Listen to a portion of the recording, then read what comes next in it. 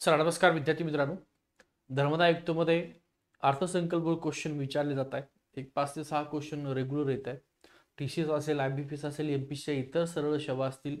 ठीक आहे. सगळ्या भरतीमध्ये तुम्हाला आर्थिक पाहणी अहवाल, ठीक आहे, यावरती क्वेश्चन नेहमी विचारले जातात.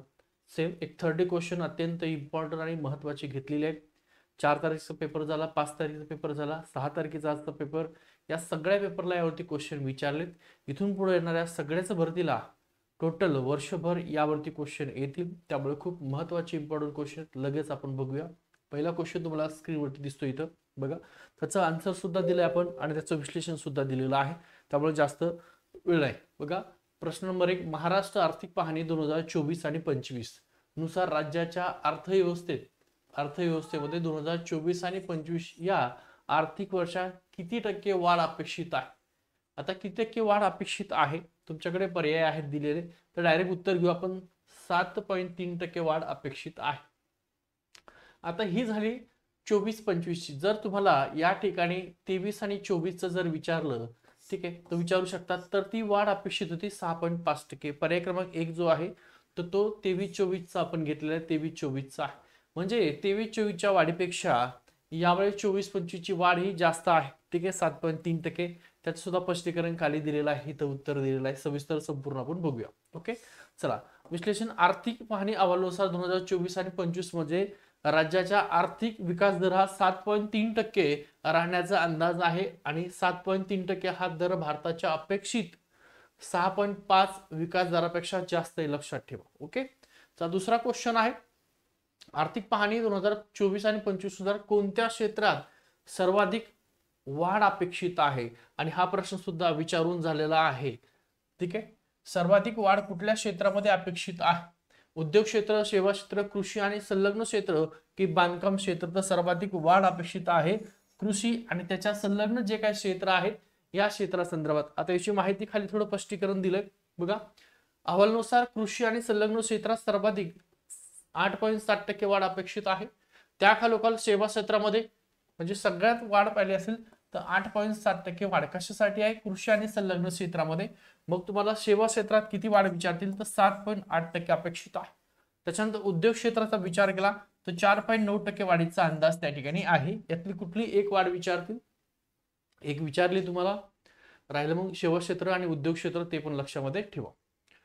पुढचा क्वेश्चन आहे आणि आपलं बघा धर्मदाय आयुक्तची टेस्ट सिरीज आहे.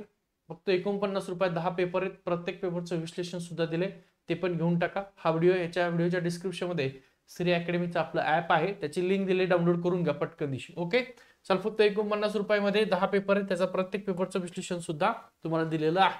2024 आणि 25 साठी महाराष्ट्राचे अंदाजित लक्षात ठेवा दरडोई उत्पन्न किती आहे. कधीच 24-25 तर किती आहे त्या ठिकाणी 3,09,340 हे अंदाजित दरडोई उत्पन्न महाराष्ट्राचं आहे. ओके,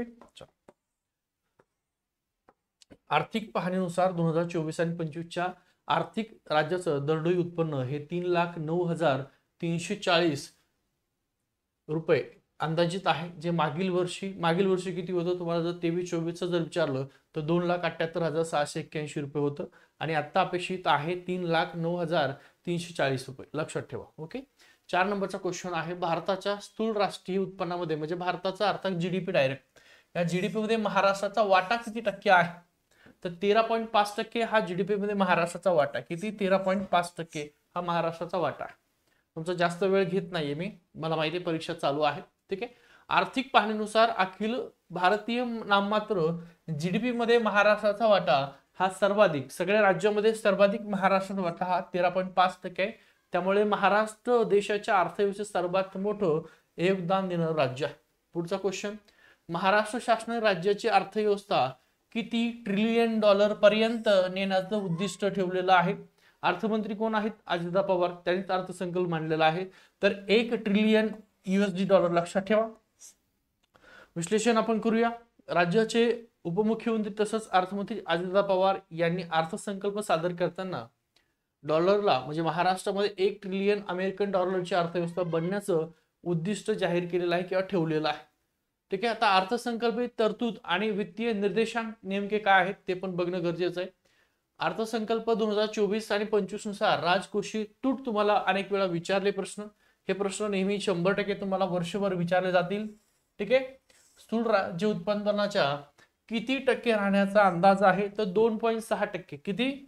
2.6% राहण्याचा अंदाज लक्षात ठेवा. पर्याय क्रमांक बी तुमचं उत्तर आहे. आता त्याचं स्पष्टीकरण आपण इथं दिलेलं आहे. 24-25 आर्थिक वर्षासाठी राजकोषीय तूट स्थूल राज्य उत्पादनाच्या 2.6% म्हणजे अर्थात 1,10,355 कोटी रुपये ठेवण्याचं लक्ष आहे. आता तुम्हाला इथं दिलेलं आहे त्यांनी टक्केवारीमध्ये. लक्षात ठेवा 2.6% हा विचारून झालाय प्रश्न.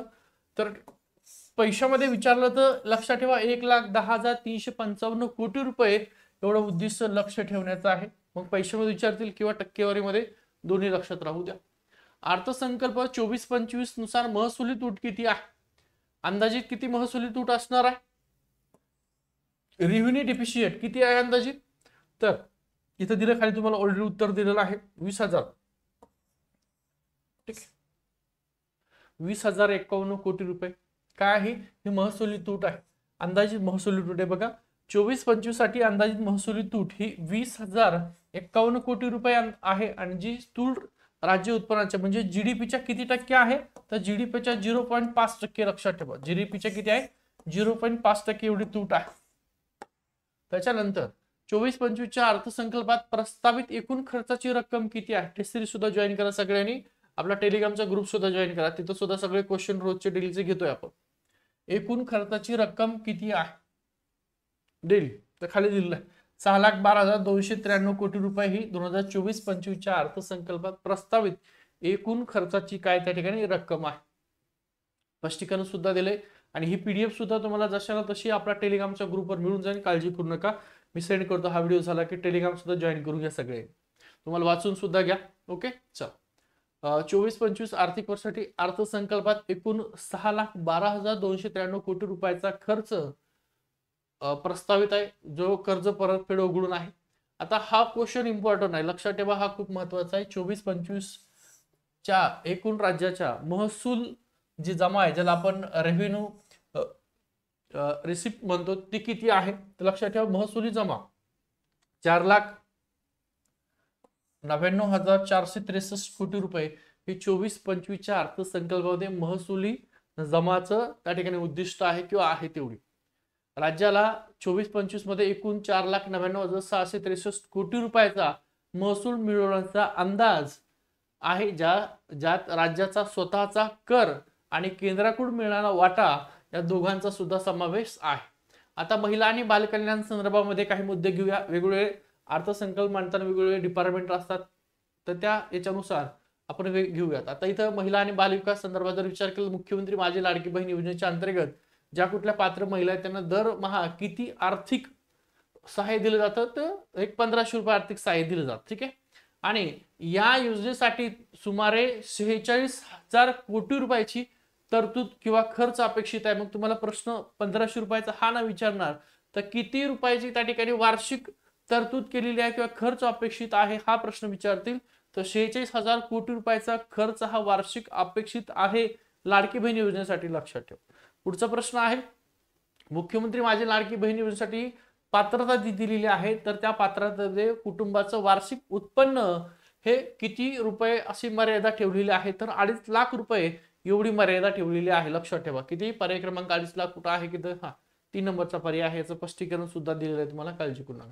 त्याच्यानंतर दुसरी योजना आहे महिला बालविकास अंतर्गतच, जिचं नाव आहे मुख्यमंत्री अन्नपूर्णा योजना. आता ही मुख्यमंत्री अन्नपूर्णा योजना आहे. पात्र कुटुंबाला वर्षाला किती गॅस सिलेंडर मोफत देण्यासंदर्भात ही योजना आहे? तर वर्षाला 3 गॅस मोफत देण्यासंदर्भात ही योजना आहे. ठीक आहे. ओके. 3 आहे. अर्थसंकल्पीय घोषणामुळे 52 लाखापेक्षा जास्त कुटुंबांना मुख्यमंत्री अन्नपूर्णा योजना अंतर्गत वर्षाला 3 गॅस सिलेंडर मोफत दिले जातील. ठीक आहे.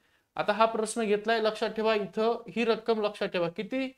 52 लाख पेक्षा जास्त कुटुंबांना. मग तुम्हाला प्रश्न विचारतील की मुख्यमंत्री अन्नपूर्णा योजना आहे, तर वर्षाला किती लाख लोकांपर्यंत ती पोहोचण्याचं उद्दिष्ट आहे? ठीक आहे. किंवा दिले जातात, तर 52 लाख कुटुंब लक्षात ठेवा. ओके. चला त्याच्यानंतर प्रश्न 13 नंबरचा, कोणत्या उत्पन्न गटातील इतर मागासवर्गीय याचा अर्थ ओबीसी आणि आर्थिक दुर्बळ घटक अर्थात ईडब्ल्यूएस मुलींना उच्च शिक्षणासाठी 100% शिक्षण सोबत परीक्षा फीस माफ करण्याचं जे काही जाहीर केलेलं आहे, माफी करण्यात आलेली आहे. किती उत्पन्नासाठी? तर मग उत्पन्न 5 लाखापर्यंत पाहिजे का, 8 लाखापर्यंत, 10 लाखापर्यंत, की सर्व उत्पन्न गटासाठी नाही, तर वार्षिक उत्पन्न हे 8 लाख रुपयापर्यंत असेल तर ओबीसी आणि ईडब्ल्यूएस महिलांना त्या ठिकाणी काय सूट दिलेली आहे. किती? वार्षिक उत्पन्न हे 8 लाखापर्यंत पाहिजे, 8 लाखापेक्षा जास्त नसावं. ज्या कुटुंबाचं वार्षिक उत्पन्न हे 8 लाख रुपयापर्यंत आहे अशा कुटुंबामधील इतर मागासवर्गीय आणि आर्थिक दुर्बळ घटकातील म्हणजे ओबीसी आणि ईडब्ल्यूएस मुलींचं संपूर्ण शिक्षण आणि परीक्षा शुल्क सरकार भरणार आहे. त्याच्यानंतर शेतकरी आणि कृषी क्षेत्र आहे. शेतकरी आणि कृषी क्षेत्रा रिलेटेड काही प्रश्न तुम्हाला विचारलेले आहेत. त्यातला एक क्वेश्चन 4 तारखेला विचारलेला आहे. मुख्यमंत्री बळीराजा वीज सवलत योजना या योजनेच्या अंतर्गत आसूशक्ती किती आसूशक्ती त्याला हॉर्स पॉवर आपण म्हणतो क्षमतेपर्यंत कृषी पंपांना मोफत वीज दिली जाणार आहे. तर 7.5 लक्षात ठेवा, 7.5 एसपी हॉर्स पॉवर पर्यंत शेतकऱ्यांना काय दिलं आहे? मोफत वीज दिली जाणार आहे. ओके, विश्लेषण, या योजनेच्या अंतर्गत 7.5 अश्वशक्ती क्षमतेपर्यंत कृषी पंप वापरणाऱ्या सुमारे 44 लाख, हा आकडा लक्षात ठेवा, लाख शेतकऱ्यांना मोफत वीज पुरवठा केला जाईल. किती लाख शेतकऱ्यांना? मग तो न विचारता तुम्हाला हा आकडा विचारतील, किती? 44 लाख. किती लाख शेतकऱ्यांना मुख्यमंत्री बळीराजा वीज सवलत योजनेच्या अंतर्गत मोफत त्या ठिकाणी वीज दिली जाणार आहे? तर 44 लाख शेतकरी. हा आकडा सुद्धा महत्वाचा आहे, लक्षात ठेवा. ओके, पुढचा प्रश्न आहे 15 नंबरचा, शेतकऱ्यांच्या शेतमालाची साठवणूक करण्यासाठी अर्थसंकल्पात कोणती नवीन योजना जाहीर करण्यात आलेली आहे? तर त्या योजनेचं नाव गाव तेथे गोदाम योजना. काय आहे? गाव तेथे गोदाम योजना. खाली दिले, इथं उत्तर दिले त्याच, गाव तेथे गोदाम योजना. शेतकऱ्यांना गाव पातळीवर शेतमाल साठवण्याची सोय उपलब्ध करून देण्यासाठी गाव तेथे गोदाम ही योजना सुरू करण्यात आलेली आहे. त्यासाठी 341 कोटी रुपयाची तरतूद केलेली आहे. मग हाच प्रश्न तुम्हाला विचारतील की गाव तिथे गोदाम ही योजना सुरू करण्यात आली असून त्या योजनेसाठी किती रुपयाची तरतूद केलेली आहे? तर 341 कोटी रुपयाची तरतूद केलेली आहे. पुढचा प्रश्न आहे, राज्यातील नोंदणीकृत दूध उत्पादक जे आहेत या दूध उत्पादकांना प्रति लिटर किती रुपयाचं अनुदान देण्याची घोषणा किंवा सरकारने केलेली आहे? किती रुपये प्रति लिटर? 5 रुपयाचं काय दिलं जाणार आहे? अनुदान दिलं जाणार आहे. प्रति लिटर साठी 5 रुपये अनुदान दिलं जाणार आहे. दूध व्यवसायाला प्रोत्साहन देण्यासाठी आणि दूध उत्पादकांना आधार देण्यासाठी सरकारने गाईच्या दुधावर प्रति लिटर 5 रुपये अनुदान जाहीर केलेलं आहे. कशावर? गाईच्या दुधावर दिलेलं आहे. आता बांबू लागवडीला प्रोत्साहन देण्यासाठी शेतकऱ्यांना प्रति रोप किती रुपये आर्थिक मदत त्या ठिकाणी सरकार दिली जाणार आहे? तर एका बांबूच्या रोपासाठी 175 रुपये सरकार त्या ठिकाणी अनुदान दिलं जाणार आहे किंवा आर्थिक मदत दिली, 175 रुपये. ठीक आहे. आता युवक आणि रोजगारा संदर्भामध्ये प्रश्न आहेत जे तुमच्या रिलेटेड आहे, तुम्हाला माहिती या प्रश्न संदर्भामध्ये. मुख्यमंत्री युवा कार्य प्रशिक्षण योजना जी आहे या योजनेच्या अंतर्गत तरुणाला दरमहा किती रुपयापर्यंत त्या ठिकाणी विद्यावेतन स्टेपंड दिलं जाणार आहे? तर 10,000 रुपये. लक्षात ठेवा, किती? 10,000 रुपये. या योजनेच्या अंतर्गत दरवर्षी 10 लाख तरुणांना, आता हा पण आकडा लक्षात ठेवा, काय आकडा आहे? थोडस वर घेतोय. ओके, 10 लाख तरुणांना. किती लाख तरुणांना? तर 10 लाख तरुणांना. हा आकडा सुद्धा लक्षात ठेवा. ओके, चल खालचा प्रश्न बघा, मुख्यमंत्री युवा कार्य प्रशिक्षण योजनेच्या अंतर्गत त्याची पात्रता वय किती आहे? पात्रता वय किती आहे? तर 18 ते 35 वर्ष. ज्यांचं 18 ते 35 वर्ष आहे ते मुख्यमंत्री युवा कार्य प्रशिक्षण योजनेसाठी पात्रता आहे. आणि दुसरी अट आहे तो महाराष्ट्राचा रहिवासी असावा. सरकारी योजनेची माहिती लोकांपर्यंत पोहोचवण्यासाठी दरवर्षी किती योजना दूत, ठीक आहे, योजना दूत प्रशिक्षित केले जाणार आहे दरवर्षी? तर दरवर्षी तो आकडा आहे योजना दूतचा. लक्षात ठेवा, किती योजना दरवर्षी प्रशिक्षित केले जाणार आहे. तो आकडा खूप मोठा आहे, 50,000 हा आकडा आहे. काय? 50,000 योजना दूत हे दरवर्षी प्रसिद्ध केले जाणार आहे. कशासाठी आहे? सरकारी योजना आहे, या योजनेची माहिती लोकांपर्यंत पोहोचण्यासाठी 50,000 लक्षात ठेवा. तर आहे करेक्ट 50,000. पुढे ओके पर्याय खाली उत्तर सुद्धा दिलंय, त्याचं स्पष्टीकरण सुद्धा दिलेलं आहे. ओके PDF मिळून जाईल आपल्या टेलिग्राम ग्रुपला. आणि तुम्हाला जर त्या धर्मदायची टेस्ट सिरीज घ्यायची असेल तर 49 रुपयामध्ये टेस्ट सिरीज आहे. टेस्ट सिरीज फोल्डरमध्ये जा, आपलं श्री अकॅडमीचं ॲप आहे, डाउनलोड करून घ्या. या व्हिडिओच्या डिस्क्रिप्शन त्याची लिंक दिलेली आहे आणि वाचून घ्या एकदा सगळे paper. Virar Alibag multi model कॉरिडॉरच्या भूसंपादनासाठी किती रक्कम उभारली जात आहे? तर बघा 22,225 कोटी रुपये. असेच प्रश्न तुम्हाला सेम विचारलेले आहेत. सेम काय दिलंय? Virar Alibag multi model corridor आहे, त्याच्या भूसंपादनासाठी किती रक्कम उभारली जाणार आहे? तर किती? 22,225 कोटी रुपये. 22,225 कोटी दिले. किती नंबरचा क्वेश्चन आहे? 21 नंबरचा. एकूण 30 महत्वाचे क्वेश्चन घेतले, यातले तुम्हाला 4 तारखेला 5 तारखेला आज काय विचारतील. ठीक आहे, चला पुढचा घेऊया. कोणत्या योजनेच्या अंतर्गत ग्रामीण भागातील रस्त्यांच्या सुधारणासाठी एक 7,600 कोटी रुपये तरतूद करण्यात आलेली कुठली योजना आहे? तर त्या योजनेचा मुख्यमंत्री ग्राम सडक योजना. या मुख्यमंत्री ग्राम सडक योजनेच्या अंतर्गत किती रुपयाची तरतूद केलेली आहे? ग्रामीण भागातील 7,600 कोटी रुपयाची. ठीक आहे, इथं डिटेल मध्ये तुम्हाला दिलेली आहे. पुढचा 23 नंबरचा क्वेश्चन आहे, आदिवासी विकास विभागासाठी 2024 आणि 25चा जो काय अर्थसंकल्प आहे, या अर्थसंकल्पात किती कोटी रुपयाची तरतूद केलेली आहे? कोणासाठी? तर आदिवासी विकास विभागासाठी किती कोटी रुपयाची तरतूद केलेली आहे? तर 15,360 कोटी रुपयाची तरतूद केलेली आहे. पर्याय क्रमांक 3 नंबर आहे, 15,360 कोटी रुपयाची तरतूद आहे. कोणत्या शहरामध्ये सरकारने सेंटर ऑफ एक्सलन्स स्थापन करण्याची घोषणा केलेली आहे? कुठलं शहर आहे? तर बघा मुंबई, पुणे, नागपूर, छत्रपती संभाजीनगर, कोल्हापूर, सातारा आणि यवतमाळ हे जे शहर आहे. थोडंसं वर घेतो, याचं स्पष्टीकरण सुद्धा तुम्हाला देणं अपेक्षित आहे. सरकारने सेंटर ऑफ एक्सलन्स स्थापन करण्याची घोषणा केलेली आहे. कुठलं शहर आहे? बघा मुंबई, पुणे, नागपूर, छत्रपती संभाजीनगर, कोल्हापूर, सातारा आणि यवतमाळ. तर तुम्हाला किती शहरात विचारतात? 1 2 3 4 5 6 आणि टोटल 7. आता याची खाली माहिती तुम्हाला दिलेली आहे. बघा शिक्षणाला चालना देण्यासाठी मुंबई, पुणे, नागपूर, अमरावती, ठीक आहे, यवतमाळ, कोल्हापूर, छत्रपती संभाजीनगर, कराड म्हणजे सातारा आणि अवसरी म्हणजे खुर्द म्हणजे पुणे. इथं जर 1 2 पुणे डबल दिले, 3 4 5, ठीक आहे, 6 7 8. इथे सेंटर ऑफ एक्सलन्स स्थापन केले जातील असं सांगितलेलं आहे. तर टोटल 9 सेंटर ऑफ एक्सलन्स स्थापन केले जाणार आहे. कोणत्या 2 नद्यांना जोडण्याच्या प्रकल्पाला मंजुरी देण्यात आलेली आहे, ज्यामुळे 6 जिल्ह्यातील शेतकऱ्यांना फायदा होईल? आता कोणत्या 2 नद्या आहेत ज्या नद्यांचा नद्याजोड प्रकल्प जो आहे, या नद्याजोड प्रकल्पाच्या अंतर्गत यांना जोडण्यासाठी मंजुरी दिलेली आहे आणि याचा फायदा एकूण 6 जिल्ह्याला होणार आहे. तर त्याच्यामध्ये मग कृष्णा भीमा आहे का, गोदावरी तापी आहे का, वैनगंगा नळगंगा आहे का, तापी नर्मदा आहे? तर वैनगंगा आणि नळगंगा या 2 नद्यांना जोडण्याचा प्रकल्पाला मंजुरी देण्यात आली, ज्यामुळे 6 जिल्ह्यातील जे काही शेतकरी आहेत त्यांना फायदा होणार आहे. वैनगंगा आणि नळगंगा हे लक्षात ठेवा. पर्याय क्रमांक सी उत्तर आहे, त्याचं स्पष्टीकरण खाली दिलेलं आहे. ठीक आहे, विदर्भातील 6 जिल्ह्यातील 3,01,277 हेक्टर एवढी जी जमीन आहे, ही जमीन सिंचनाखाली येणार आहे. मग हा सुद्धा तुम्हाला प्रश्न विचारतील. नदीजोड प्रकल्प जो आहे त्याचं नाव वैनगंगा आणि नळगंगा ह्या 2 नद्या एकत्र केल्या जाणार आहेत आणि याच्यामुळे किती हेक्टर क्षेत्र हे सिंचनाखाली येणार आहे?